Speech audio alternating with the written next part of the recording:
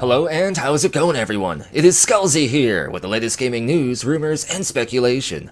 I have a few interesting Starfield videos in the works right now, everything from an in-depth breakdown of how the crafting system works, to space travel, and so much more, but today I want to switch things up a bit, and finally do one of the most community-requested videos I've seen down in the comments. I'll be breaking down my current plans for the character build that I'll be using in my very first playthrough of Starfield, everything from the traits to what weapons I'll be focusing on, to what factions I'll join, and more, but I'll also be discussing the various pros and cons along the way as well. Hopefully this helps you plan a character build of your own, while also giving you some additional insight into how character creation works at the same time. So let's not waste any more time and get right into today's content.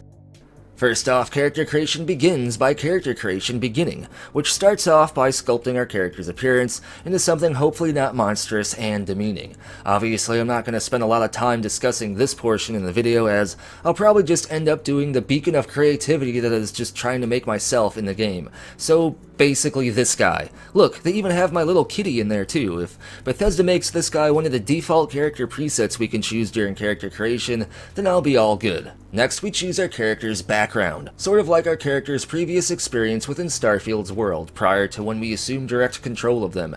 After all, they didn't just walk out of some kind of cloning facility, they lived a full, normal life up until the point of the game. Choosing this background determines what this life was, and assigns us 3 starting skills alongside a set backstory that the rest of the world will acknowledge and respond to. As far as what background I'll choose, this was kind of a tough one, mainly because I worked as a chef for many years in real life, so naturally the space chef background stood out to me, but I also love survival elements in RPGs like cooking and needing to eat, drink, and sleep to survive, and choosing chef seemed to directly play into that, so I really almost chose chef, but ultimately I decided on choosing diplomat, as in most RPGs I try to solve problems with a more diplomatic, peaceful approach, and in most RPGs, diplomatic solutions tend to offer some of the best awards, so I'll be choosing diplomat in Starfield. Having these positives to persuasion and stuff far outweighs the negatives of starting the game without any upgraded combat skills or abilities, as those types of skills can definitely be learned and earned, but if you miss out on any speech checks early in the game,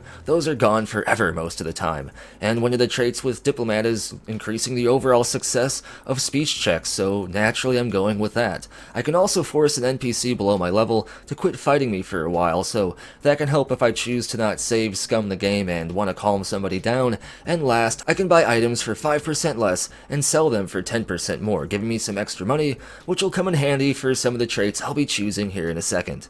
After we choose our backstory, we get to choose 3 character traits. These traits often come with a positive and negative of some kind, but fear not, as during the game you can remove these traits in various different ways, so if you decide the negatives weren't worth it, you won't be stuck with them as long as you can find out how to dump this trait in-game.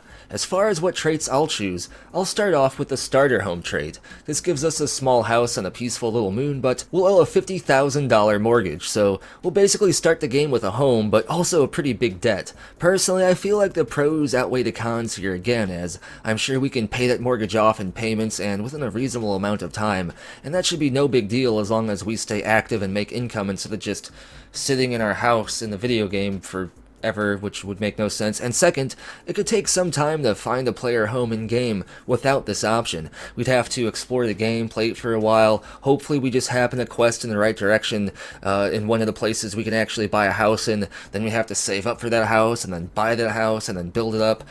All this as opposed to just starting the game with a house, even if it is small, and even if we have to pay it off. Choosing this trait right away will give us a headquarters of sorts, a place where we can store our gear, a place where we can run back and rest if we need to. These are all super important things to have, especially for a first playthrough of the game when you're still trying to learn it and understand how everything works. Next up, I'll be choosing kid stuff. Our character's in-game parents are alive and well, and we can actually visit them in-game, but we have to send them 10% of all of our income, indicating that our parents are likely old and we're supporting them somehow. Now, I know what you're thinking. Kid stuff paired with that $50,000 mortgage from starter home will be quite the hit on the income, but for one, I like the challenge. This will force me to find unique and creative ways to grind and make money, and 2, I am just genuinely curious what purpose our in-game parents will serve. What benefits do they offer? Is there some kind of unique side quest? I gotta find out, so I'm gonna be choosing kid stuff for my second trait.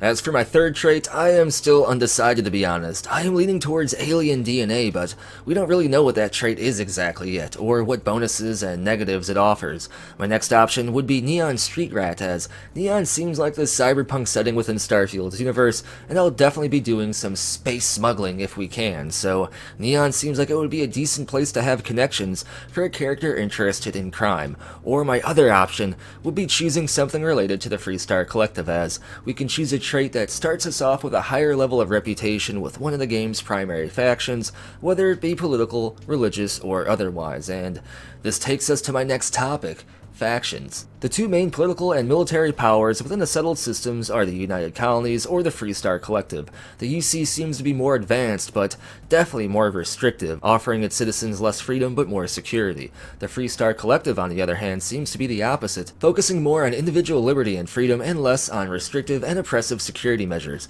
This doesn't mean Freestar leaves their citizens unprotected. They still try to protect them as much as they can, but Freestar is under-equipped and underfunded, making them kinda like the underdogs of Starfield's universe, which is exactly why I'll be linking up with the Freestar Collective at least during my first playthrough. Not only do I want to stand up for the underdogs who seem to be the good guys, but at the same time, I want to be there from the start. From when Freestar is under-equipped and run down, I want to help them build back up and become a major powerhouse within the settled systems, but a powerhouse that offers more freedom and liberty than the United Colonies. In time, I hope Freestar will be able to stand up to the Crimson Fleet themselves and will one day rival even the UC.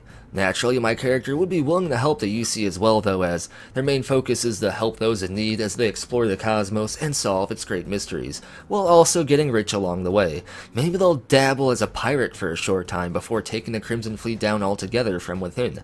Maybe they'll pick up an Aurora addiction and fund that addiction by smuggling the stuff from Neon to New Atlantis. My character will focus heavily on research and crafting, as well as, by understanding our tools in the world around us, can we gain an additional edge on our enemies, and by that same logic, I won't focus on one weapon type, but instead will learn all the different weapon types and be proficient in everything, so that way I can adapt and equip the right loadout for the right situation, because as much as character traits and backstories are, what ultimately matters are the adventures we create along the way, the unique situations and decisions these backstories and traits offer, and how much replayability there is to find within all these various different choices. Hopefully Starfield's world offers many immersive ways in which we can interact with it. Hopefully all the things I listed in this video and more are indeed possible, because if Bethesda does this game right, Starfield could truly be something special, and could basically be the foundation for a space RPG that's more immersive than anything we've seen before. And that's going to finish up today's video. Be sure to like the video if you want to help push this video to new people, and subscribe to join a community and a family. And if you want to get added to this permanent future video shoutout list, you can support the channel over on Ko-fi, Patreon, and here on YouTube as an exclusive channel member. Links for all this and more are down in the description below. And as always, thank you for watching.